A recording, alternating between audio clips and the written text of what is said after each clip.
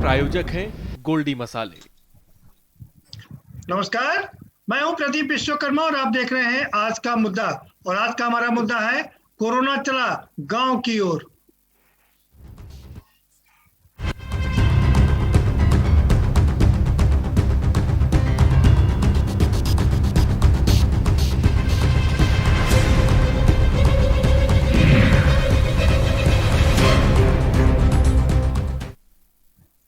Corona ने पूरे देश में कोहराम मचा रखा है। कोई भी प्रदेश इससे अब अछूता नहीं बचा है। करीब करीब सारे प्रदेश इसके जद में आ गए हैं और ये लगातार अपने पैर पसार रहा है। अभी तक ये शहरों में कोहराम मचा रहा था, बड़े शहरों में कोहराम मचा रहा था, देश के बड़े महानगरों में कोहराम मचा रहा था, लेकिन अब इसने धीरे धीरे अपनी आमद गांव में भी दर्ज करानी शुरू कर दी है। उत्तर प्रदेश की अगर हम बात करें तो यहाँ पर पंचायत चुनाव हुए और उसके अब रिजल्ट भी आने शुरू हो गए हैं।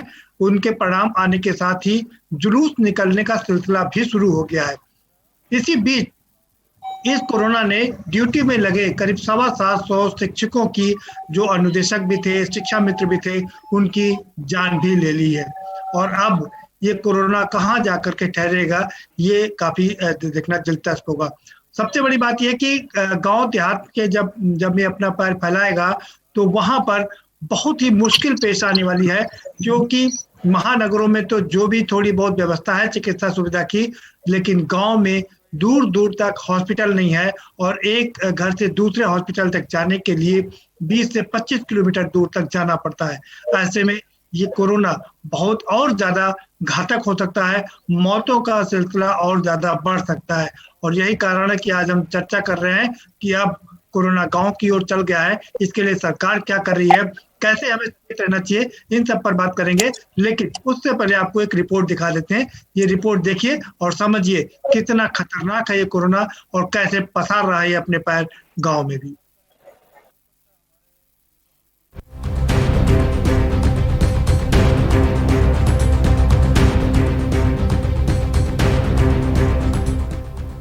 देश भर में कोरोना का कहर जारी है।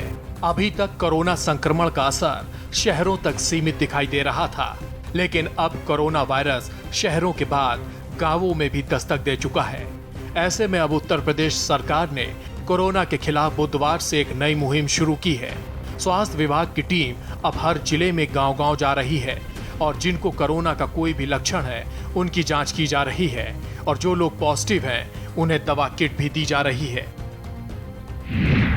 ग्रामीण इलाकों में कोरोना के बढ़ते मामलों को देखते हुए बुधवार से घर घर जांच अभियान शुरू किया गया।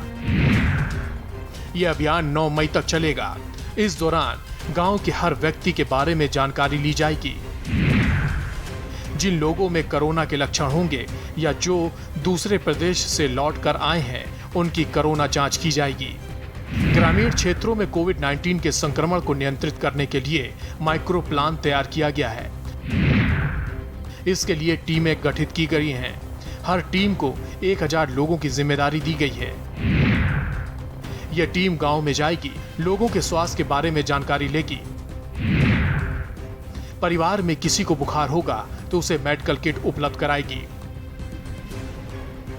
दरअसल कोरोना संक्रमण को बढ़ते देख मुख्यमंत्री योगी आदित्यनाथ लगातार चिंता जता रहे हैं। कोरोना वायरस का स्ट्रेन लगातार रूप बदल रहा है। यह पहली लहर की तुलना में 30 से 50 गुना अधिक संक्रामक है। बेकाबू कोरोना संक्रमण पर लगाम कसने के लिए सरकार अब धीरे धीरे सख्ती बढ़ाती नजर आ रही है, लेकिन गांव में कोरोना की दस्तक ने कई सवाल खड़े कर दिए हैं। स्पेशल डेस्क के न्यूज इंडिया। जी हाँ, तो कोरोना अब अपने पैर गांव देहात में भी पसार रहा है। कोरोना गांव की ओर चल पड़ा है। ये कितना खतरनाक है ये सभी लोग हम जानते हैं और इसी पर हम चर्चा करेंगे। हमारे साथ में खास मेहमानों का पैनल है, हम उनसे आपका तारुफ करा देते हैं। हमारे साथ में डॉक्टर कृष्णन राजभर जुड़ चुके हैं, सफदरजंग हॉस्पिटल के वरिष्ठ चिकित्सक हैं। बहुत डॉक्टर साहब आपका। हमारे साथ चंद्रिका प्रसाद उपाध्याय जी जुड़ चुके हैं, राज्य मंत्री हैं उत्तर प्रदेश के। आपका भी बहुत स्वागत है सर। नमस्कार। और हमारे साथ श्रीवास्तव जुड़े हुए समाजवादी पार्टी के वरिष्ठ प्रवक्ता हैं, आपका भी स्वागत है। डॉक्टर आरपी मिश्र साहब भी हमारे साथ में जुड़ चुके हैं, शिक्षक संघ के प्रदेश सचिव हैं, आपका भी बहुत स्वागत है। डॉक्टर साहब, हम चर्चा कर रहे हैं खासकर उत्तर प्रदेश की हम बात कर रहे हैं।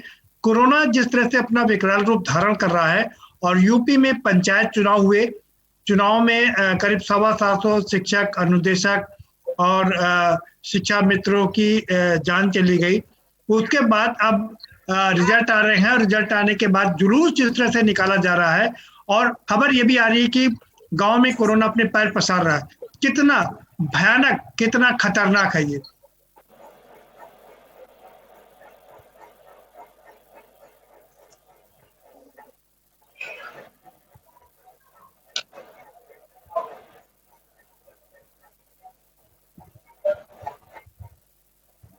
डॉक्टर कृष्णन, आपको आवाज मिल रही है? हाँ हाँ, मिल रही है।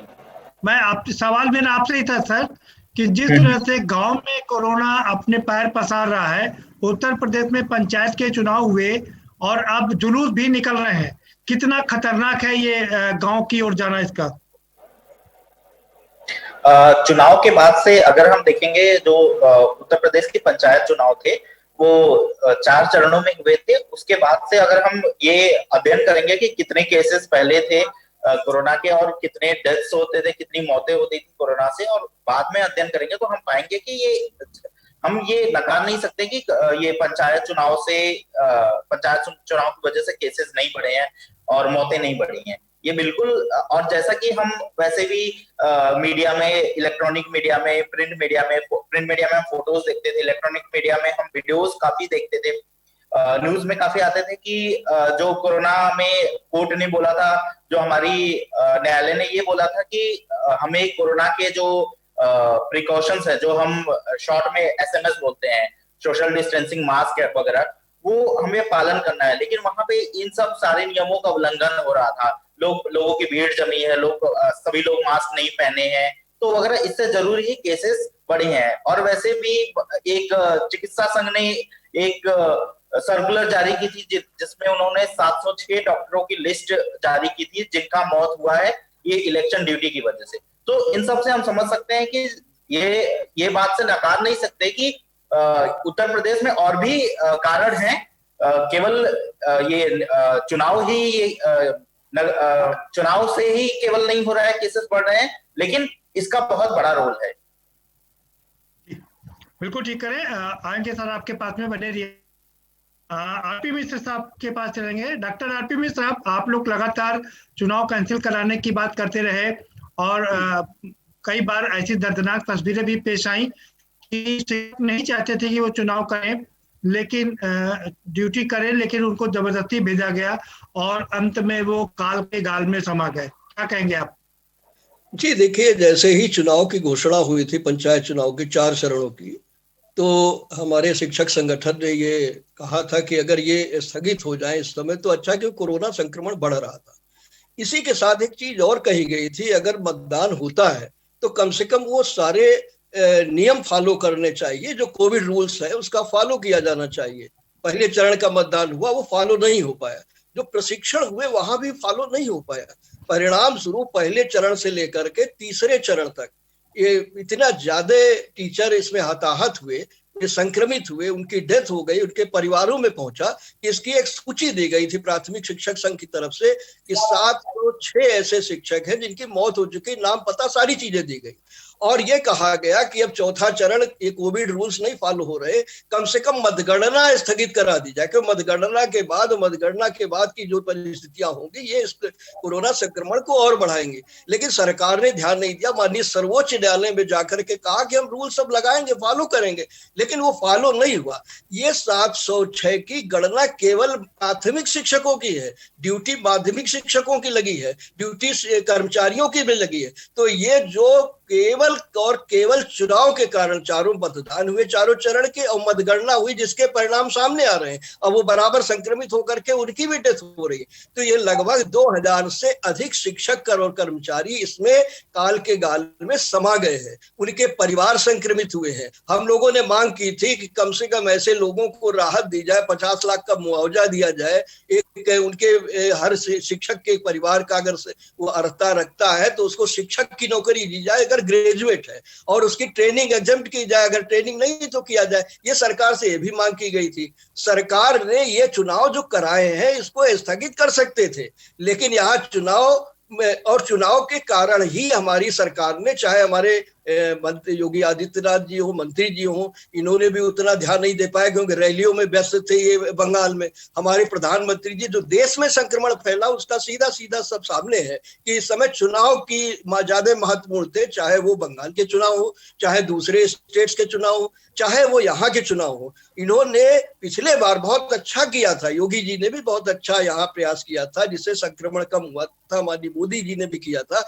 लेकिन इस बार तो चुनाव की वजह से कोरोना को पर ध्यान ही नहीं दिया। कितनी मौतें हुई हैं, कितने शिक्षक मरे हैं, कितने कर्मचारी मरे हैं, उनके परिवार संक्रमित हुए हैं, क्या स्थितियां हैं। रोज फोन उठाइए, बड़ा खराब लगता है सुबह सुबह जब मैसेज कोई ना कोई आ जाते हैं, 4-6 मैसेज कि आज ये मर गए, आज वो मर गए।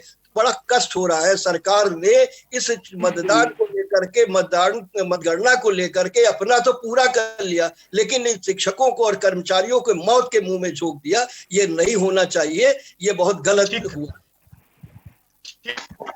चंद्रिका प्रसाद उपाध्याय जी के पास चलते हैं और सबसे अच्छी बात है कि बहुत ही ईमानदारी से अपनी बात रखते हैं। सर, बहुत स्वागत है आपका। और आपसे ही जानना चाहेंगे, जिस तरह से कोरोना गांव में पैर पसार रहा है अपने, कितनी अलार्मिंग सिचुएशन है सर ये बता दो कृष्ण। पहले तो सबको मेरा नमस्कार है। अभी जो हमारे मित्रों ने बात रखी है, मैं उनकी बातों का खंडन नहीं कर रहा हूँ।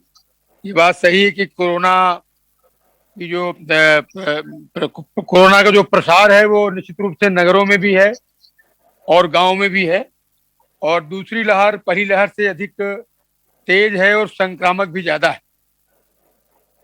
सरकार ने ये प्रयास किया है कि जितने भी लोगों को इस प्रकार का प्रसार होता है या संक्रामक रोग से ग्रस्त होते हैं, उन सब के लिए अस्पताल में ज्यादा से ज्यादा बेड की व्यवस्था हो और ऑक्सीजन इत्यादि दवाइयां हैं, सब जल्दी जल्दी पहुंचे। आप लगातार देख रहे होंगे कि जैसे ही ये चीजें समाचार पत्रों में आई और लगातार ये हमारे जो विभिन्न माध्यम हैं, इन माध्यमों से सूचना प्राप्त हुई और चर्चा बहुत ज्यादा हुई, तो सरकार ने लगातार ये प्रयास किया है।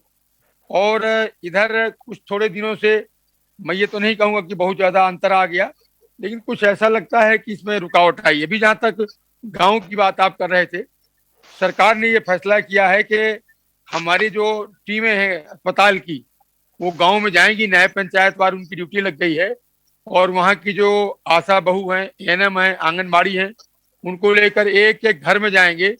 उन घरों में ये देखेंगे कि कितने लोगों को बुखार है या किसी प्रकार का कोई लक्षण है, उनकी जांच करेंगे उनके घर पर ही, ताकि सामान्यतया लोग जांच कराने नहीं आते हैं।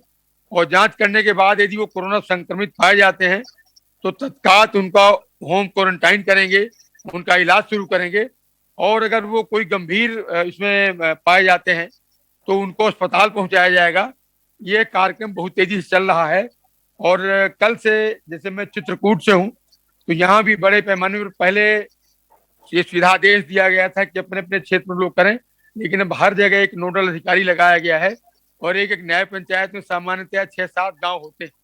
तो अब एक गांव से शुरू करके 7-8 दिन में ये लगातार सभी हमारे जो जी सर जी बस मैं खत्म कर रहा हूँ अपनी बात को।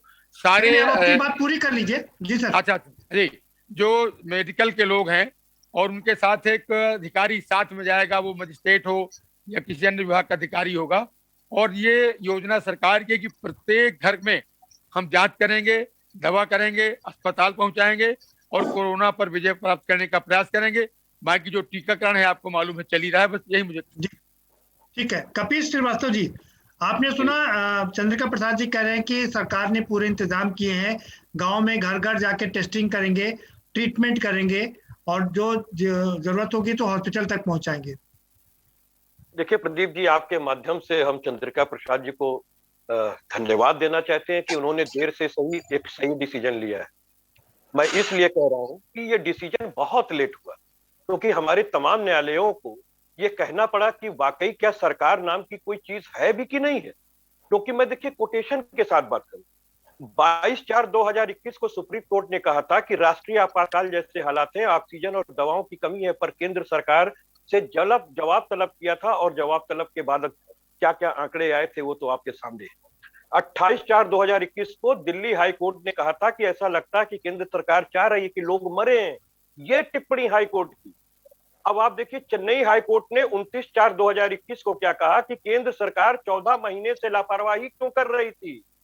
और वही नहीं, वित्त मंत्री जी के जो पति हैं हमारे सीता निर्मला जी के, ये परकला प्रभाकर, इन्होंने कहा है कि कोरोना संकट से सरकार की निष्ठुरता को दिखाया और वंचितों की मदद करने की जगह सरकार हेडलाइन मैनेजमेंट करने में लगी रही। ये मैं उनकी चीजें कह रहा हूं। अब दूसरी चीज आप समझिए कि जो न्यूज रिपोर्ट आई 5 राज्यों के चुनाव की, ये बहुत ही अहम चीज है, क्योंकि अगर हम अपनी कमियां नहीं जानेंगे तो सुधारेंगे कैसे। देखिए पश्चिम बंगाल में 420% चुनावी रैलियों के बाद कोरोना का विस्फोट बढ़ा, असम में 532%, तमिलनाडु में 159%, केरल में 103% और पांडुचेरी में 165% संक्रमण बढ़ा। इन 5 राज्यों के चुनाव में कोविड मौतों का आंकड़ा 45% बढ़ा है, 45%। अब मैं माननीय मंत्री जी को एक चीज से कहना चाहता हूं। देखिए मंत्री जी, पहले भी आपको हम बताते हैं कि आपकी RT-PCR उत्तर प्रदेश के अंदर नहीं हो रही है। हमने खुद भी टेस्ट करवाया था, रिजल्ट नहीं आया और कम से कम 6 से 7 दिन गुजर गए हैं। मैं इस समय कोरोना पॉजिटिव हूं और घर से आपके साथ बहस में हूं। क्योंकि मैं उन दौरों से गुजरा हूं, इसलिए मैं आपसे निवेदन कर रहा हूं। प्राइवेट लैब ने भी गवर्नमेंट रजिस्ट्रेशन नंबर नहीं डाला है अपनी रिपोर्ट के अंदर, क्योंकि गवर्नमेंट ने मना किया उन आंकड़ों को देने के लिए। मेरी आपकी गुजारिश है कि जब तक आप ट्रेसिंग नहीं करेंगे, ट्रेसिंग उसी से होगी जब आप टेस्टिंग करेंगे। टेस्टिंग कीजिए, ट्रेसिंग कीजिए, उनको किनारे कीजिए और उनकी दवा समय से डे ऑफ फर्स्ट से होनी चाहिए। कोई कोरोना की किट उपलब्ध नहीं है। अच्छी बात है कि आप आशा बहनों को और एएनएम्स को लेकर के आप जा रहे हैं। ये भी सुरक्षा का ध्यान दीजिए कि जब आप 6-7 की टीम को एक साथ लेकर के जाएंगे तो उनके पास पीपीई किट होगी कि नहीं होगी, क्योंकि तमाम चीजें हैं वो भी कहीं ना संक्रमित हो जाए। आपको हेल्थ पे बहुत ध्यान देने की जरूरत है, क्योंकि आप लगातार चुनाव में व्यस्त थे और पूरी तरीके से सरकार चुनाव में व्यस्त होने की वजह से अपने नागरिकों पर ध्यान नहीं दिए। इसलिए अहम तरीके से मैंने आपको उन सुप्रीम कोर्ट और हाई कोर्ट की मैंने आपको फटकार सुनाई है। और मैं अब से कहता हूं कि कम से कम जागिए। जो आपने पंचायती चुनाव कराए हैं उससे उत्तर प्रदेश में विस्फोट हुआ है और गोरखपुर में 935 शिक्षक संक्रमित हो गए, जिसमें से बहुत बड़े 50 लोगों की मृत्यु हो चुकी है। शाहजहांपुर में 8-9 मृत्यु हुई है, जहां मैं अपने परिचय से जानता हूं कि किनकी हुई है। 135 के आंकड़े जी, आपकी बात हो गई। जरा मनोज जी का रुख कर लेते हैं। मनोज यादव जी भी हमारे साथ में जुड़े हुए हैं, महासचिव हैं प्रदेश कांग्रेस के। बहुत स्वागत है मनोज जी आपका भी। क्या कहेंगे, कोरोना गांव की ओर चल पड़ा है? जी, आप जैसा कि देख रहे हैं कि पूरे उत्तर प्रदेश में जिस प्रकार से बिना टेस्ट किए हुए, बिना कोई इंतजाम किए हुए जो ये पंचायत चुनाव कराए गए हैं, मैं तो अभी गांव से होकर आ रहा हूँ आज लखनऊ के लिए। मैं देखा उसमें कि लोगों के अंदर कोई जागरूकता नहीं है, न सरकार के द्वारा किया गया है, और लोग खुद झोला छाप डॉक्टरों से दवाएं लेकर बुखार की, सर्दी जुकाम का अपना स्वतः इलाज करा रहे हैं। कुछ लोग ठीक हो जा रहे हैं, कुछ लोग मर जा रहे हैं, कुछ लोग इलाज के अभाव में और जानकारी के अभाव में, दोनों के अभाव में मर रहे हैं। तो मेरा ये कहना है कि हम पूरी जनता को उनके हाल पर नहीं छोड़ सकते हैं। सरकार का काम था कि सरकार उनको जागरूक करती, लोगों को इसके प्रति जागरूकता अभियान चलाती, उसका टेस्ट कराती और टेस्ट कराने के बाद वो लोग पॉजिटिव होते, उनका समुचित इलाज होता। मैं आपको बताऊं, पूर्वांचल के गाजीपुर, बलिया, जौनपुर, आजमगढ़, इन जिलों में कोरोना की एक महामारी के तौर पे व्यापक तरीके से गांवों के अंदर लोग बीमार और बुखार से पीड़ित हैं। और जो लोग प्राइवेट अस्पतालों में जा रहे हैं उनको इलाज नहीं मिल पा रहा है, ऑक्सीजन के अभाव में लोग मर जा रहे हैं। और जो ये पूरा हाय तौबा मची हुई है पूरे प्रदेश में, ऑक्सीजन की कमी की, बेड की कमी की, इलाज के अभाव का, उसका मनोवैज्ञानिक असर ग्रामीणों पर यह है कि वो अपना इलाज कराने ही नहीं जा रहे हैं, जांच कराने जा रहे हैं लोग। तो मेरा ये कहना है कि सरकार को पहला तो जागरूकता अभियान चलाकर सभी ग्रामीणों का टेस्ट कराएं, क्योंकि आप गांव में जाएंगे, परिवार के परिवार बुखार से, सर्दी जुकाम से, खांसी से पीड़ित है, और वो अपने आप को कोरोना संक्रमित दर्शाना नहीं चाहते हैं लोग डर के मारे। सरकारी कुप्रबंधन का नतीजा है। इसलिए मैं सरकार से क्या उम्मीद की जाए। सरकार तो जो समाज सेवी लोग सिलेंडर उपलब्ध करा रहे हैं, जो दवाएं उपलब्ध करा रहे हैं, जो लोगों की सेवा कर रहे हैं, उनको ही जेलों में डालने की धमकी दे रही है। तो ये बड़ी विकट ठीक है मनोज जी, बने रहिए हमारे साथ में आएंगे। ऐसा जी ठीक है मनोज जी, बने रहिए हमारे साथ में, आएंगे आपके पास में। डॉक्टर कृष्णन राजभर जी का रुख करेंगे। डॉक्टर कृष्णन राजभर जी, जो मैंने अपने ओपनिंग रिमार्क में कहा कि शहरों में तो थोड़ी बहुत सुविधा है, लोगों को बहुत मुश्किल से बेड मिल पा रहे हैं, ऑक्सीजन नहीं मिल पा रही है, इन सब के बावजूद भी गांव में अगर स्थिति बिगड़ गई, जिससे गांव तो कोरोना चल रहा है, क्या लगता है ये बहुत बड़ी आफत के रूप में होगा हमारे यहाँ? जी बिल्कुल। शहर में तो फिर भी हम देखते हैं कि अगर केसेस ज्यादा आ रहे हैं तो उनके लिए अवेयरनेस, एक्चुअली चीजें, बाकी चीजों को अगर हम चिकित्सक स्वास्थ्य को, चिकित्सक सुविधाओं को छोड़ दें तो उसके अलावा एक मेन चीज है अवेयरनेस। शहर के लोगों में फिर भी अवेयरनेस होता है, विभिन्न माध्यम से वो ज्यादा जागरूक होते हैं, ज्यादा अवेयर होते हैं, तो उनको वो सही टाइम पे इंटरवेंशन, सही टाइम पे इलाज ले लेंगे और सही होने के चांसेस ज्यादा होते हैं। गांव में गांव में अगर हम कोरोना के बारे में भी देखें तो अलग अलग भ्रांतियां हैं लोगों को, मतलब उनके अभी भी उनको लगता है कि कोरोना कोई बीमारी नहीं है, कोरोना का कोई इलाज संभव नहीं है, ऐसे अलग अलग भ्रांतियां हैं। तो इसकी वजह से अगर उनको इलाज भी हम देने की, बीइंग चिकित्सक अगर हम उनको इलाज भी देने की कोशिश करते हैं तो वो इस चीज को के बड़े रेसिस्टेंट होंगे, इलाज भी नहीं लेंगे, प्लस उनमें जो मिसकंसेप्शन है उससे भी उनका नुकसान होगा। दूसरी चीज, गांव में अस्पताल, एक बेसिक अस्पताल भी नहीं होते, वो उसको अगर अस्पताल भी है तो वहां जो मैं यही बात कर रहा था, डॉक्टर कृष्णन राजभर में यही कह रहा था कि अक्सर ये देखा जाता है कि चाहे मिर्जापुर हो, सोनभद्र हो, जो पहाड़ी इलाके या बाकी के जो भी गांव हैं, सब में 15 से 20 किलोमीटर दूर पर एक CHC PHC होती है। ऐसे में क्या लगता है कि बहुत मुश्किल पेश आने वाली है? बिल्कुल बिल्कुल। मैं वाराणसी से हूँ और मैं मिर्जापुर और सोनभद्र के पहाड़ियों का एरिया देखा हूँ। वहाँ जो स्वास्थ्य सुविधा है वो भी मैंने देखी हुई है काफी। तो ये चीज वहाँ, एक तो जो डॉक्टर्स होते हैं वो, उनका जो नंबर है जनसंख्या वाइज पर 1000 जनसंख्या पे वो भी बहुत कम है, 10,000 जनसंख्या पे बहुत कम है। प्लस जो अस्पताल है वहां भी ऑक्सीजन सप्लाई और जो जरूरी दवाइयां हैं वो नहीं होती। वेंटिलेटर की तो बात आप सोच ही नहीं सकते। बहुत बड़ी जो प्राइवेट सेक्टर की अस्पताल है या बड़ी अस्पताल है BHU जैसी, वहां ही हम वेंटिलेटर के बारे में सोच सकते हैं। सो ये जो कोरोना का गांव की तरफ रुख है, ये और भयावह स्थिति पैदा कर सकता है हमारे लिए। और एक और चीज आप जो बहुत आपने सजेस्ट की थी सर, कि आपने कहा था कि जो मिथ है, गांवों में मिथ है कि कोरोना नाम की कोई चीज नहीं, पहली बात। दूसरी चीज अगर है तो वो अपने घरेलू इलाज या दूसरे तरीके के झाड़ फूक से इलाज करते हैं। क्या लगता है कि ये भी बड़ी मुसीबत सामने आने वाली है? बिल्कुल, केवल कोरोना ही नहीं, हमारी पूरी चिकित्सक जो हमारी मेडिकल ट्रेनिंग के ड्यूरिंग हमारी जो पोस्टिंग्स लगती थी गांव में, पेरीफेरी में, वहां भी हम जाके देखते थे। अगर उनको टीकाकरण के बारे में बताएंगे तो उनके अलग अलग धर्म के लोगों की अलग अलग भ्रांतियां होती हैं और उससे फिर एक चिकित्सक को जूझना पड़ता है, जो ग्राउंड लेवल में जाके लोगों के बीच जाके काम कर रहा है। उसे उन सब चीजों का एक बहुत इंपॉर्टेंट चीज है, बहुत महत्वपूर्ण चीज है इसमें कि हमारा बहुत सारा समय उनकी ये भ्रांतियों को दूर करने में लग जाता है, जो कि हमें जो गंभीर रूप से बीमार मरीजों के इलाज में हम लगाते हैं। तो ये सब एक सवाल सर आपसे समझना चाहेंगे, एक और चीज आपसे समझना चाहेंगे कि जिस तरह से सरकार ने ANM और बाकी लोगों को की ड्यूटी लगाई है कि वो घर घर जाकर के टेस्टिंग करें और किट दें, 10 तारीख तक ये महाअभियान चलाया। आपको लगता है कि ये पर्याप्त होगा? ANM हर घर में पहुंच सकती है? किसी भी जब हम पैंडेमिक की बात करेंगे, कोई भी बीमारी है जो बहुत तेज रेट पे बढ़ रहा है, तो उसमें ये टेस्टिंग, ट्रैकिंग और ट्रीटिंग, ये बहुत बड़ा प्रिंसिपल है। अभी कुछ दिन पहले एम्स के डायरेक्टर्स सर भी यही बात कर रहे थे कि टेस्टिंग, ट्रैकिंग एंड ट्रीटिंग, ये 3 बहुत इंपॉर्टेंट प्रिंसिपल है। तो मैं ये मानता हूं कि ये बहुत बड़ा कारगर रोल प्ले करेगा हमारे इसको कोरोना को कंट्रोल करने में। साथ ही साथ और बाकी जो एएनएम है या बाकी हमारी पर्याप्त होगा हमारे पास? आपको लगता है उत्तर प्रदेश में इतने एएनएम है, इतने डॉक्टर्स हैं, इतनी नर्स है कि जो घर घर जाकर के जांच कर सके और उनको ट्रीटमेंट दे सके?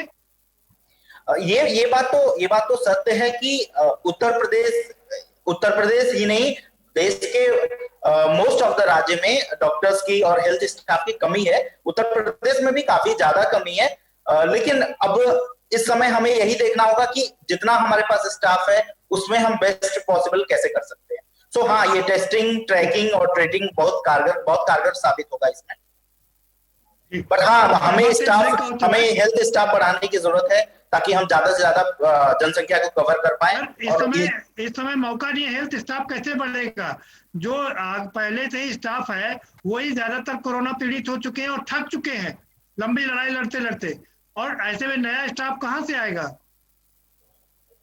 हाँ, ये बात बिल्कुल सही है। हाँ, लेकिन ये भी है कि मोस्ट ऑफ द पीएचसी में और सीएचसी में और डिस्ट्रिक्ट हॉस्पिटल में काफी जगहें रिक्त हैं जो भरी नहीं जा रही हैं काफी सालों से, ब्यूरोक्रेटिक डिले या फिर और भी रीजंस हैं। तो उसको अगर हम अर्जेंट बेसिस पे, जैसे कि दिल्ली में हो रहा है, दिल्ली में कई अस्पतालों ने अर्जेंट बेसिस पे रिक्रूटमेंट किया, अगर वैसा करके हम कर सकते हैं तो हाँ, क्योंकि हमारे trend nurses, trend doctors, trend staff काफी ऑलरेडी है जो किसी प्राइवेट सेक्टर में या फिर काफी कम सैलरी पे काफी ऐसे जगह एम्प्लॉयड है, ऐसे जगह नौकरी कर रहे हैं जहां की उनकी स्किल्स की उतनी रिक्वायरमेंट नहीं है। तो हाँ, हम सरकारी वैकेंसीज निकाल के हम उनका रिक्रूटमेंट करके ये जो जरूरत है उसको पूरी कर सकते हैं, कॉन्ट्रेक्चुअल बेसिस पर जनसंख्या को कवर कर सकते हैं। बिल्कुल डॉक्टर साहब, आप सीख करें कि हम उनको कॉन्ट्रेक्चुअल बेसिस पर रख करके इसको बढ़ाया जा सकता है। बने रहिए आप हम लोग के साथ में। एक वक्त का हो चुका है, ब्रेक लेंगे और ब्रेक के बाद आएंगे तो चर्चा के सिलसिले को आगे बढ़ाएंगे कि कैसे गांव में कैसे इस समस्या से दो चार होना पड़ेगा और कैसे इसका उपाय क्या है, क्योंकि आसान नहीं होगा। शहरों में तो फिर भी लोगों की समझ है और लोग अपने घर में होम आइसोलेशन करके इस समस्या से पार ले रहे हैं, लेकिन गांव में बहुत मुश्किल हो जाएगा। इसका जवाब हम चंद्रिका प्रसाद उपाध्याय जी से लेंगे, लेकिन एक छोटे से ब्रेक के बाद।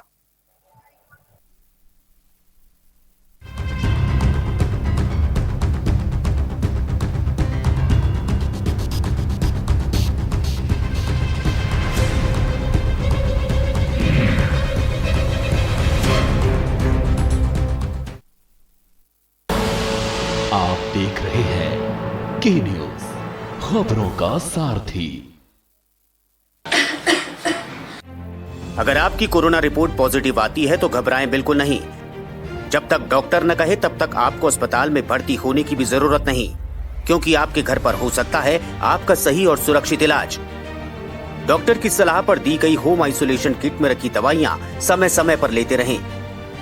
आपको ऑक्सीजन के लिए जरा भी पैनिक होने की जरूरत नहीं। यदि 90 से नीचे ऑक्सीजन का सैचुरेशन आता है तभी हॉस्पिटल का रुख करें। आपको घबराने की जरूरत नहीं है, कई कोविड के मरीज घर पर रह करके स्वस्थ हो चुके हैं। ऑक्सीजन लेवल 94 से कम होने पर भी घबराए नहीं। आप घर बैठे www.esanjeevaniopd.in पर डॉक्टर से सलाह ले सकते हैं या हेल्पलाइन 104 पर कॉल कर सकते हैं। याद रखें, अधिकतर कोरोना संक्रमित लोग घर पर ही ठीक होते जा रहे हैं। अपना हौसला बनाए रखें। कोरोना को है हराना तो बिल्कुल नहीं है घबराना। जुबान के लिए उड़ चला गैरों की ज़मीं पर, खुशबू अपने पन की ढूंढता। दूर कितना भी जा, इस जुबान से दूर ना जा पाओगे। विमल, बोलो जुबान केसरी। और खुशबू में झूम के भाई लेके आए गोल्डी मसाले, खुशबू और स्वाद ऐसा तो रिश्तों में गुस्सा कैसा। खुदी को आजमाया है तो ये अंदाज आया है, खुदी को आजमाया है तो ये अंदाज आया है। तुम में भी मैं हूं, शुद्ध प्लस पान मसाला।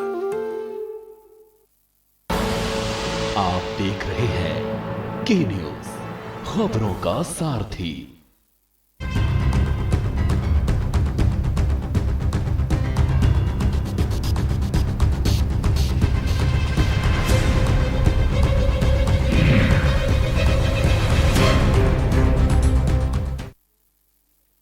ब्रेक के बाद आपका स्वागत है और सभी मेहमान हमारे साथ में बने हुए हैं। हम सीधे उत्तर प्रदेश के राज्य मंत्री चंद्रिका प्रसाद उपाध्याय जी का रुख करेंगे। चंद्रिका प्रसाद जी, आपने सुना डॉक्टर साहब कह रहे हैं और बाकी जो लोग भी कह रहे हैं कि गांव में ना तो सुविधाएं हैं और ना ही उतने डॉक्टर्स और पैरामेडिकल फोर्स है कि इस समस्या से पार पाए जा सके। कैसे निपटेंगे आप इस महामारी से गांव में? मैं आपको थोड़ा आपके संज्ञान में लाना चाहूंगा कि निश्चित रूप से शहरों की तुलना में गांव में चिकित्सा सुविधाएं कम है, लेकिन ये जो कोरोना है या कोई भी वायरस जब अटैक करता है महामारी के रूप में, तो उसमें इम्यूनिटी का बड़ा रोल होता है जी। और गांव के जो लोग होते हैं उनकी इम्यूनिटी निश्चित रूप से नगर के लोगों से ज्यादा होती है। अभी गांव में काफी लोग इससे प्रभावित हो चुके हैं, लेकिन काफी लोग काढ़ा पी के, भाप ले करके, अन्य आयुर्वेदिक पद्धतियों से या जो कोरोना किट है इसको लेकर के भी ठीक हो रहे हैं। सरकार के जो अस्पताल हैं उनमें जांच कराने के लिए लोग आते हैं, लेकिन सरकार ने सोचा कि सभी लोग नहीं आते हैं, बहुत लोग विभिन्न कारणों से जांच नहीं कराते। जांच न कराने से अगर कोई कोरोना पीड़ित है तो कई और लोगों को संक्रमित कर देता है, इसलिए उसकी जांच करा करके अगर कोरोना संक्रमित है तो उसको शीघ्र दवाएं दे करके, आइसोलेट करके, उसका इलाज करके ठीक कर देंगे तो आगे संक्रमित नहीं करेगा। इसी कारण से ये महाअभियान हाथ में लिया गया है। और मैं आपके संज्ञान में ला दूं कि हो सकता है कहीं कहीं एएनएम्स की कमी हो सकती है, लेकिन हमारी जो आशा बहुएं उनकी कोई कमी नहीं, वो लगभग हर जगह है। हमारी आंगनबाड़ी है और जो मैंने आपको पहले बताया कि हर नए पंचायत स्तर पर एक सीनियर अफसर तैनात किया गया है और उसकी देख रेख में समस्त गांव में आदमी की टेस्टिंग, ट्रेसिंग, चेकिंग सब होगा। उनको वहां भी दवा दी जाएगी स्थानीय रूप से भी, और जैसा कि पहले भी मैंने कहा कि अस्पताल की आवश्यकता तो वहां भी दी जाएगी। एक बात मैं और कहना चाहता हूँ कि ऑक्सीजन की कमी शुरू में थी, लेकिन अब लगभग हर अस्पतालों में ऑक्सीजन आप देख रहे हैं। प्रसाद जी, आप माफ करिएगा, आप लगातार आज भी लोग अलग अलग प्रदेशों में अलग अलग जगह पर ऑक्सीजन की कमी से मौत के काल में समा रहे हैं। इतनी मशक्कत करने के बाद, विदेशों से आने के बाद, तमाम लोगों के इसमें कंट्रीब्यूशन के बाद भी ऑक्सीजन की आपूर्ति पूरी तरीके से नहीं की जा सकती पा रही है। ऐसे में गांव में अगर ऑक्सीजन की कमी हो गई तो कैसे इससे पार पाएंगे आप? मैं आपसे यही कह रहा था कि ऑक्सीजन की कमी बहुत थी पहले, लेकिन अब आप देख रहे हैं लगातार कि हवाई मार्ग से भी, रेल मार्ग से भी और जो पानी के जहाजों से भी, और इधर नए प्लांट्स बहुत लगाए गए हैं। आज आपने देखा होगा 3-4 प्लांट आज डीआरडीओ ने चालू किए हैं, वो 2-3 दिन में प्लांट चालू कर दे रहे हैं। और 5 से प्लांट अभी लग रहे हैं। अभी प्यास आज लगी है, कुआं खोदा जा रहा है, कुआं खोदने के बाद तक तो आदमी नहीं रहेगा। प्लांट लग रहे हैं, प्लांट लगने में कम से कम 15 दिन का वक्त लगता है। दूसरी चीज सर जी, आप बोल रहे हैं, आप कह, मैं कह रहा था कि सामान्यतया प्लांट में 15 दिन लगता है, लेकिन जो डीआरडीओ लगा रहा है, मैं आज भी देख रहा था टीवी में, वो 2 दिन में 3 दिन में उसको खड़ा करके चालू कर दे रहे हैं। और डीआरडीओ जी बहुत स्पेशलाइज्ड लोग हैं, तो मुझे लगता है कि 5 से 51 जो पीएम केयर फंड से दिए गए हैं, तो वो लगभग आज दिल्ली के 4-5 अस्पतालों में उन्होंने लगाया है। वो बहुत जल्दी सब पैसे तो बहुत दिए जा रहे हैं। आज आरबीआई के गवर्नर ने भी 50,000 करोड़ रुपए दिए हैं बिल्कुल बढ़ाने के लिए, बिल्कुल दिया है। अब कब पैसा रिलीज होगा, कब लगेगा, ये अपने आप में बड़ा सवाल है सर। हाँ, थोड़ा समय लगेगा, सही कह रहे हैं, लेकिन जब शुरुआत हो जाती है तो थोड़े समय में काम भी हो जाता है। तो जितने भी फ्रंट हैं, लगभग सभी फ्रंट पर सरकार काम कर रही है। और मैं समझता हूँ कि हमारे जो अन्य सहयोगी हैं, जो समाज सेवी हैं और जो हमारे चिकित्सक हैं, ये अन्य सभी लोग आप सबके सहयोग से मैं समझता हूँ कि हम इस पेंडेमिक पर विजय प्राप्त कर लेंगे। जैसा कि हमारे भी साथियों ने कहा कि पिछली लहर में हम लोग इतना प्रभावित नहीं हुए थे, इस बार थोड़ा ज्यादा प्रभावित हुए हैं, लेकिन मैं उम्मीद करता हूं कि ईश्वर की कृपा से इसमें भी हमने बहुत तेज काम शुरू किया है और आशा करता हूं कि जल्दी ही इसमें भी हम लोग विजय प्राप्त कर लेंगे। ठीक है सर, कपिल श्रीवास्तव जी हैं, समाजवादी पार्टी के वरिष्ठ प्रवक्ता है, वो आपसे कुछ सवाल पूछना चाह रहे हैं। कपिल जी, अपने सवाल पूछ लीजिए आप।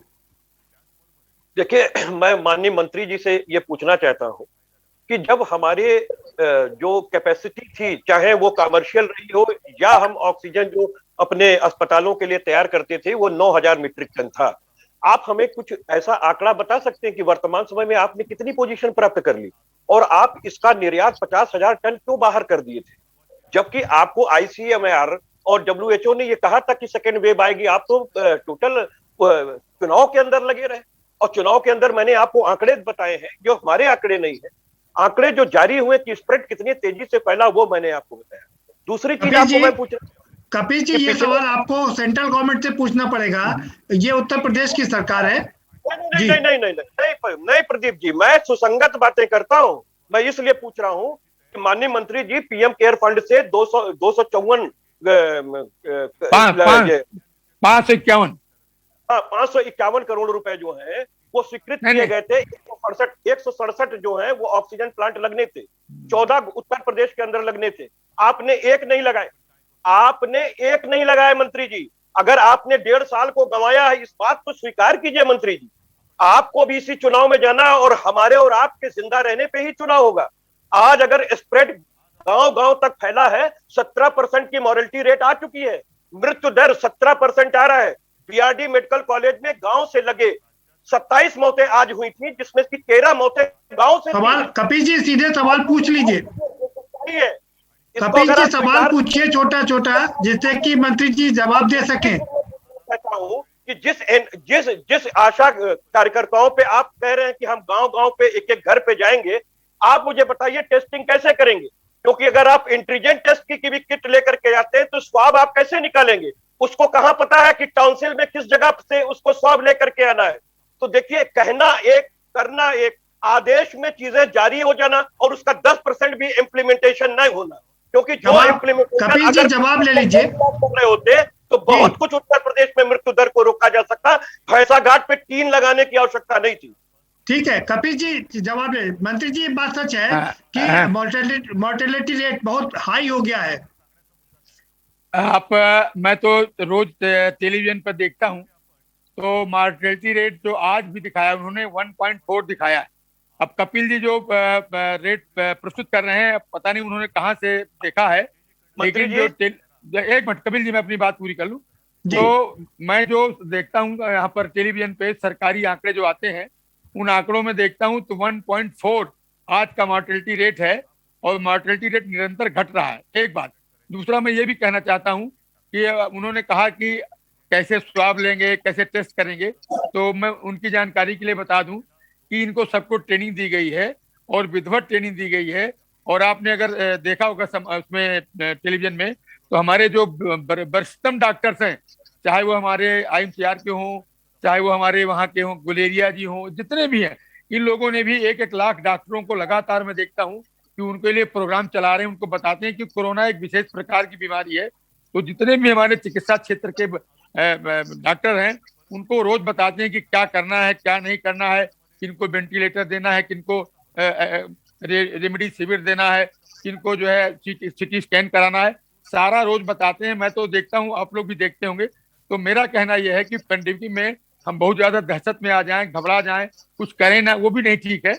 ये बात ठीक है कि जब भी कोई महामारी आती है तो बड़ा रूप लेकर के आती है, तो पूरी सरकार और जनता का सहयोग लेकर के, आप सबका भी सहयोग लेकर के उस काम में लगी है और उसको कंट्रोल करेंगे। ठीक है, हाँ कपिल जी सवाल पूछ लीजिए। माननीय मंत्री जी, मैं आपसे निवेदन करना चाहता हूं, माननीय सुप्रीम कोर्ट ने भी कहा कि जो फोटोएं खींची जा रही हैं या जो सही आंकड़े रखे जा रहे हैं, उस पर किसी भी किस्म की कोई केस नहीं हो सकता, अफवाह वो नहीं है और उसे रोका नहीं जा सकता। सुप्रीम कोर्ट ने ये पहली अपनी बातें कह दी। दूसरी चीज आपको कह दूं, मेरे पास तमाम पेपर पड़े, मैं अभी आंकड़े खोल करके कहिए तो पढ़ दूंगा। मैं चूंकि गोरखपुर से बिलोंग करता हूं और माननीय मुख्यमंत्री जी हमारे ही कार्य क्षेत्र के हैं, गोरखपुर से ही वो 29 साल सांसद रहे हैं।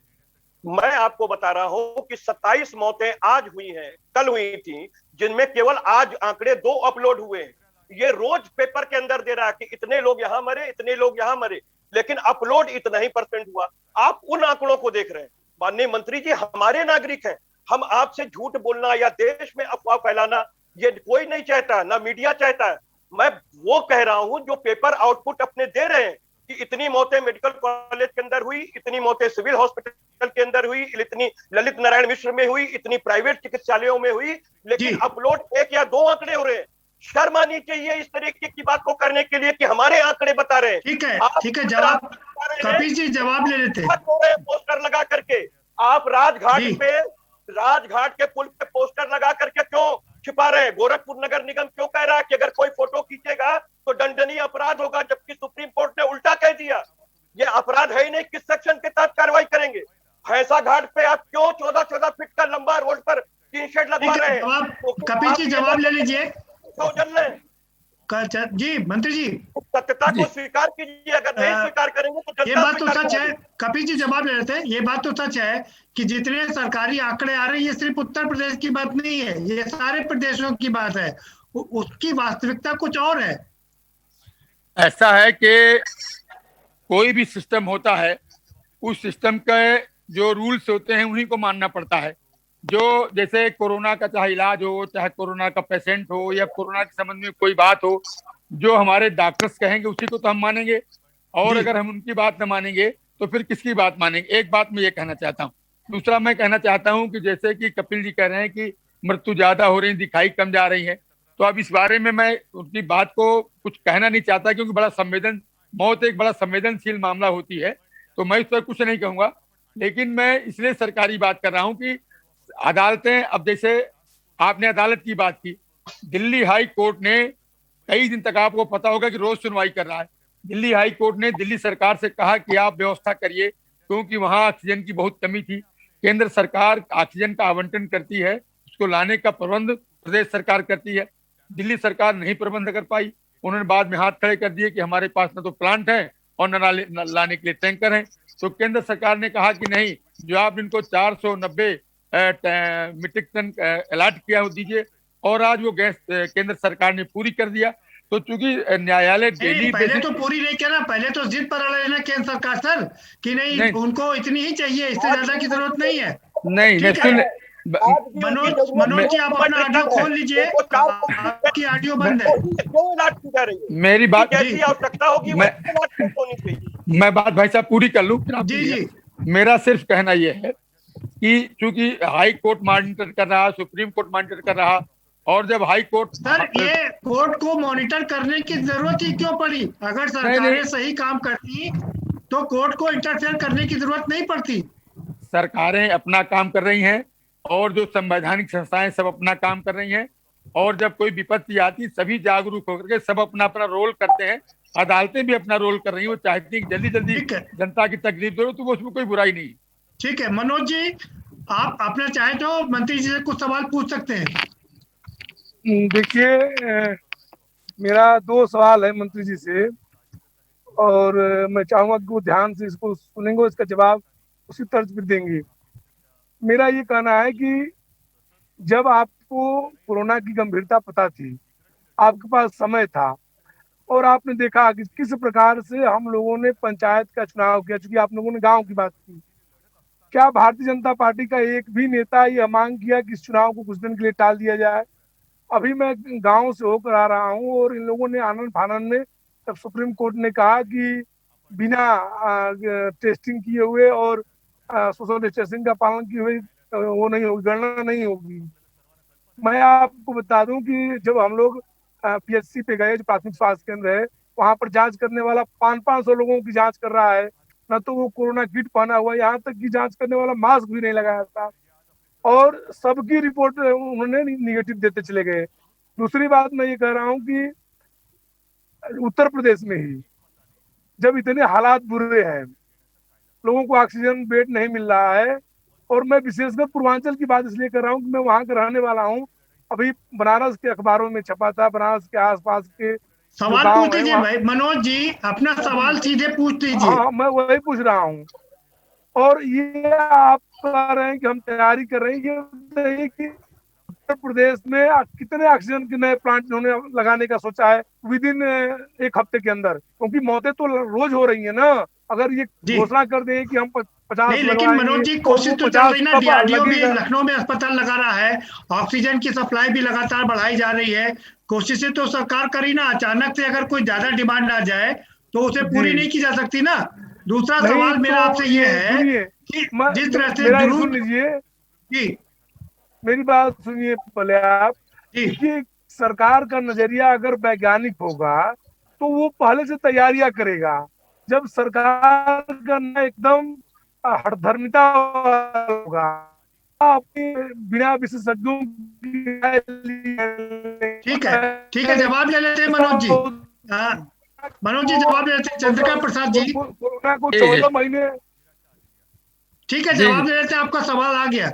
सवाल ये करें कि अगर वैज्ञानिक दृष्टि होगी, ये बात सच है कि ज्यादातर हमेशा कुछ लोगों ने यह अफवाह कि गोबर से ठीक हो जाएगा कोरोना गो इन तरह तमाम तरह की बातें की गई, अवैज्ञानिकता की, वैज्ञानिक दृष्टिकोण नहीं अपनाया गया, यह भी एक बड़ा कारण है।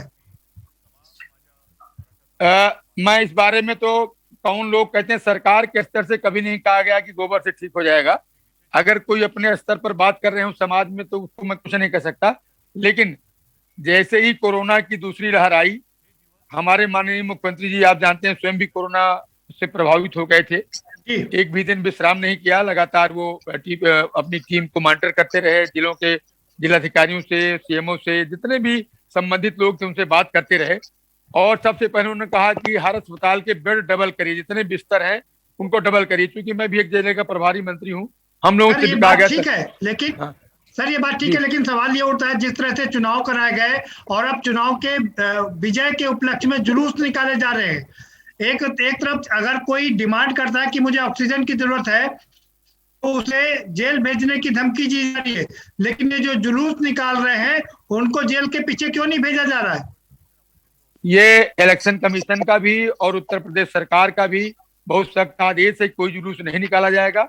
और जहां लोग तमाम जुलूस निकल रहे हैं सर, हाँ कार्रवाई भी हो रही है, लोग बंद भी हो रहे हैं और ये जुलूस अब खत्म भी हो गया, क्योंकि कल परसों परिणाम आए थे, आज जुलूस निकल के खत्म हो गए हैं। जी आपकी पार्टी के लोग धरना दे रहे हैं, सही इस विपत्ति काल के दौर में आपके पार्टी के लोग अब ऑक्सीजन की व्यवस्था नहीं कर रहे, वो बैठ के अपने घरों पे धरना दे रहे हैं।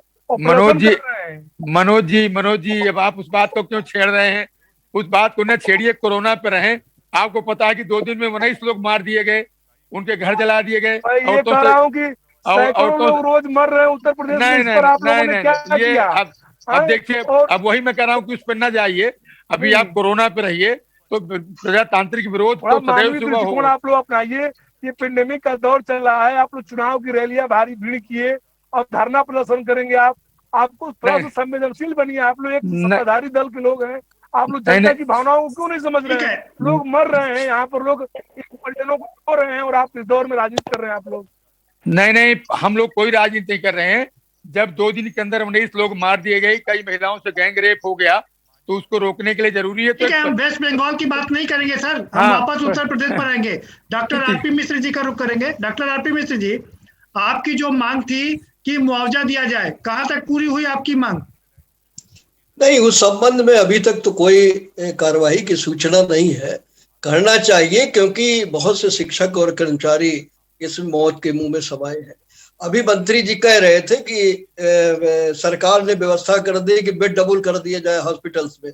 ऑक्सीजन नहीं है, कहा जाता है कि सारी पूर्ति हो रही। गांव की स्थिति बहुत सहज लहजे में मंत्री जी ने कह दिया, अरे 2-3 दिन हुआ, जुलूस निकल गया, सब खत्म हो गया। खत्म नहीं हुआ, अब शुरू हुआ है। वहां जो संक्रमण फैल रहा है या फैलने की जो शुरुआत हो रही है, उसकी कल्पना मंत्री जी ने नहीं की और बहुत सहज भाव से कह दिया कि 2 दिन में सब हो गया, खत्म हो गया, जुलूस निकल गए।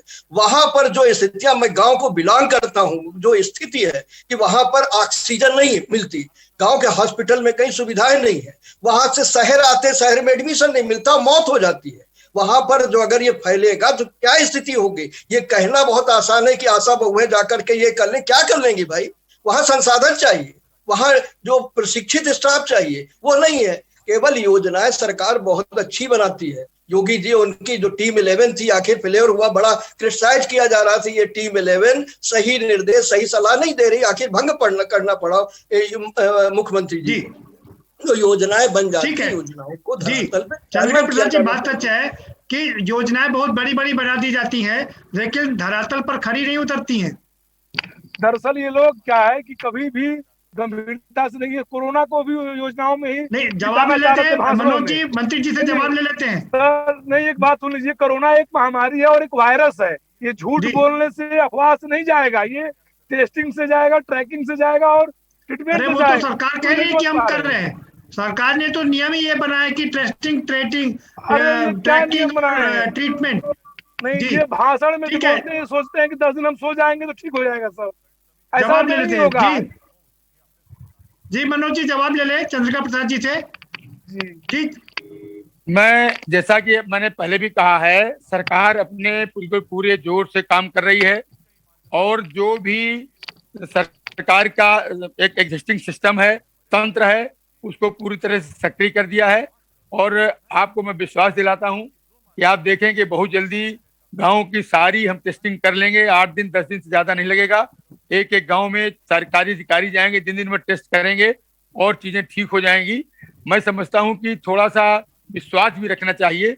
और ये महामारी जब आती है, आपने देखा पिछली बार उत्तर प्रदेश सबसे बड़ा प्रांत होते हुए भी सबसे कम यहाँ पर मौतें भी हुई थी और बहुत कम यहाँ पर लोग उस तरह से प्रभावित हुए। लेकिन सर जहाँ जो आगरा में लीड ली थी आप लोगों ने, वो लीड खत्म हो गई, बाद में बहुत मुश्किल हो गई थी आगरा में। हाँ, तो शुरुआत तो आप लोग अच्छी करते हैं, लेकिन मंत्री जी लखनऊ, बनारस, इलाहाबाद, इन 3 शहरों का ही अगर सिर्फ आप ले ले तो हालत इतने खराब है, मतलब आप समझ नहीं सकते हैं। आप थोड़ा भावनात्मक होइए और उसको समझिए, हमारे आपके परिवार के लोग हैं, इसमें कोई दल से और उससे मतलब नहीं है। ये हम सब कितना ये अमानवीय है, तो हम देखते हैं कि लोग सिलेंडर लेकर खड़े हैं अस्पतालों के बाहर, लोगों को मामूली दवाएं पैरासीटामॉल तक नहीं मिल रही है गाँव में। आप थोड़ा इसको ध्यान से समझिए, बहुत मनोज जी है। मनोज जी क्या सुझाव है आपका, अपना सुझाव दें आप। मेरा यही सुझाव है कि देखिए इसको सरकार गंभीरता से ले और इसमें बयानबाजी भाषणबाजी से ज्यादा एक्शन का जरूरत है। निचले स्तर पे, ग्रामीण स्तर पे लोगों को जागरूक करे, उनका टेस्ट कराए और उनको दवा दे। आपको पता है प्राइवेट अस्पताल के लोग 1-1 लाख रुपया में बेड दे रहे हैं, लोग ऑक्सीजन नहीं मिल रहा है, उनके जो पेशेंट हैं मर जा रहे हैं, परिजनों से मरने के बाद पैसा वसूला जा रहा है, सौदा गृहों पर भारी मात्रा में पैसा वसूली हो रही है। इन सब चीजों को भी ध्यान दीजिए। इस मनोज जी, कई अस्पताल पर कार्रवाई की गई है, लखनऊ में भी आज कल एक अस्पताल पर कार्रवाई की गई थी और आज भी कार्रवाई की गई है। तो सरकार अपना काम कर रही है। आएंगे दोबारा से आपके पास में, डॉक्टर कृष्णन जी का रुख करेंगे। डॉक्टर कृष्णन जी, आपने सारी बहस सुनी, आपको क्या लगता है कि और क्या क्या किया जाना चाहिए? क्या आप गांव के लोगों को क्या आप संदेश देना चाहते हैं कि इस मामले में कैसे बचाएं? ये इस बात में कोई दो राय नहीं है कि जो चुनाव हुए हैं, पंचायत के चुनाव हुए हैं, उसमें अलग अलग फेजेस में बेसिकली लोगों में कोरोना फैला है। चाहे वो हम जब उम्मीदवार की प्रचार और वोट मांगने का दौरान हो, चाहे चुनाव का दौरान हो, चाहे चुनाव के बाद काउंटिंग का दौरान हो, या फिर काउंटिंग के बाद जो जश्न मनाया गया उसका दौरान हो। मैं जिस गांव से बिलोंग करता हूँ, वाराणसी में ब्यासबाग भेलखा गांव है, वहां की मैंने वीडियो एक देखी। वहां जिस दिन चुनाव का नतीजा आया उस दिन लगभग 200 से 300 लोग बिना कोई मास्क लगाए, उसमें बच्चे भी थे, बूढ़े भी थे, जवान भी थे। जबकि बच्चे, इस बार जो कोरोना का पेंडेमिक आया, इसमें ये बच्चे और एडल्ट्स को ज्यादा इफेक्ट कर रहा है, तो उसमें काफी 10-11 साल के बच्चे भी थे। सो ये उनका तो एक एक्सपोजर हम बोल सकते हैं, उसमें इतने 100, 150, 200 लोगों में कोई ना कोई तो पॉजिटिव होगा, किसी न किसी का तो इन्फेक्शन होगा, भले उसका टेस्ट नहीं होगा, सिम्टम आया होगा वो। तो ये जो एक्सपोजर हो गया, अब इसमें एक ही चीज हमारे लिए बहुत इंपॉर्टेंट है कि लोगों को अवेयर करें, सिम्टम्स जो लक्षण आए, लक्षण को आइडेंटिफाई करके वो टेस्ट कराएं, और सरकार को अपनी तरफ से भी एक टेस्ट करके, ट्रैक करके ट्रीट करना है। ये जो प्रिंसिपल है, ये तो सरकार को अपनी तरफ से फॉलो करना है, प्लस लोगों को अवेयर करना है। स्पेशली हम जी एक चीज मैं आपसे समझना चाह रहा हूँ, डॉक्टर मंत्री चंद्रिका प्रसाद जी ने कहा कि गांव की इम्यूनिटी सिस्टम बहुत स्ट्रांग होती है, इस बात में कोई शक नहीं है, लेकिन जब तो मुश्किल हो जाएगा वहां पर रुकना। इसको गांव के लोगों को आप क्या संदेश देना चाहते हैं, कैसे अपना बचाव करें? वो गांव के लोगों को ये बात सही है कि इम्यूनिटी कंपैरेटिवली अगर जो चीजें कोई नेचुरल वहाँ एनवायरनमेंट कम प्रदूषित है, या आजकल गांव में भी प्रदूषण के जो सोर्सेस हैं वो तो आ गए हैं, लेकिन फिर भी प्रदूषण का जो लेवल है वो कम है, वो चीजें नेचुरल खा रहे हैं, खुद उगा के खा रहे हैं, तो इससे उनकी इम्यूनिटी, उनकी बीमारी से लड़ने की क्षमता तो ठीक है, अच्छी है। बट गांव में भी ऐसे कई लोग हैं, मेरे पास ओपीडी में ऐसे कई पेशेंट आते हैं जो गांव से आते हैं, उत्तर प्रदेश के गांव से आते हैं और बाकी बगल बगल के राज्यों के गांव से आते हैं, दिल्ली में आते हैं मेरे ओपीडी में। उनको अलग अलग बीमारियां होती हैं, बीपी हाई रहता है। सब जल्दी से बता दीजिए, गांव के लोगों को आप संदेश क्या देना चाहते हैं? गांव के लोगों को मैं यही बोलूंगा कि अपने लक्षण पहचाने, और आपको लक्षण आए तो आप इलाज लें और अपने आप को आइसोलेट करें। ये मुश्किल है गांव में आइसोलेट करना, लेकिन अपने आप को आइसोलेट करना। आइसोलेट से मेरा मतलब है दूसरों के कांटेक्ट में ना आए, नहीं तो आप एक इन्फेक्ट हुए हो आप 10 को फैलाओगे। तो लक्षण पहचाने, लक्षण जो बुखार है और जो बदन में दर्द होता है, जो दस्त लगती है, इस बार कोविड में दस्त भी आ रहे हैं लोगों को, तो ये सब लक्षण आइडेंटिफाई कर जो सरकार अलग अलग माध्यम से लोगों तक पहुंचा रही है, प्रिंट इलेक्ट्रॉनिक मीडिया के थ्रू। सो ये लक्षण आइडेंटिफाई करें और अपने आप को टेस्ट कराएं, और पॉजिटिव आए तो पूरा होम आइसोलेशन का पूरा प्रोटोकॉल फॉलो करें। ठीक है सर। कपिल जी, बहुत जल्दी से फाइनल कमेंट आपका, क्या सुझाव देना चाहेंगे आप? देखिए, सबसे पहली चीज तो मैं सुझाव ये देना चाहता हूँ कि जब डिजास्टर मैनेजमेंट आपातकाल चिकित्सकीय पूरे भारत में लगा है, तो केंद्र सरकार को सारे निर्णय अपने हाथ में अन्य मुख्यमंत्रियों से सलाह मशवरा और टीम जो सलाहकार होते हैं उनसे सलाह मशवरा करके करना चाहिए, जैसा कि पिछली बार उन्होंने किया था, क्योंकि सरकार काम की थी तब कोरोना कहीं ना कहीं नियंत्रित हुआ था। ये बात अलग है कि चुनाव के वजह से, चुनाव के लालच में और सत्ता बनाने की लालच में आज ये स्प्रेड फैला है। मैं दूसरी चीज कहना चाहता हूँ, माननीय बहुत कम समय समाप्त हो गया कपिल जी। मंत्री जी चंद्रिका प्रसाद जी, आपका फाइनल कमेंट। मैं दो बातें कहना चाहता हूं। एक तो सभी लोग जांच में सहयोग करें, और दूसरा ये है कि सभी लोग जो है टीके लगवाएं। वैक्सीनेशन शुरू है, आगे बढ़कर के लोग नहीं, कहाँ से लगवाएंगे? नहीं है टीके हैं कहीं कम कहीं ज्यादा, लेकिन टीके हैं जी, जहाँ उपलब्ध है वहां लगवाएं। जी जी, चलिए, बहुत शुक्रिया सभी मेहमानों का, बहुत शुक्रिया चर्चा में शामिल होने के लिए। ठीक है, तो बड़ी बात यही है कि जिस तरह से कोरोना अब गांव की ओर रुख कर रहा है और गांव में अपने पैर पसार रहा है, और पंचायत के चुनाव ने तो इसकी विभीषिका को और बढ़ा दिया है। सरकार लगातार कोशिश कर रही है कि इसको कंट्रोल किया जाए, और इसीलिए उसने एक महाअभियान भी शुरू किया है, जो 9 तारीख तक ये अभियान चलेगा कि घर घर टेस्टिंग होगी और उनको ट्रीटमेंट भी दिया जाएगा। लेकिन सवाल यही उठता है कि जब शहरों में व्यवस्था नहीं बन पा रही है, तो गांव में ये व्यवस्था कैसे बन पाएगी? ये अपने आप में एक बड़ा सवाल है। कैसे इस चुनौती का सरकार सामना करेगी, ये देखना काफी दिलचस्प होगा। फिलहाल इस कार्यक्रम में इतना ही। आप हमें दीजिए इजाजत, और बाकी खबरों के लिए देखते रहिए के न्यूज़ इंडिया।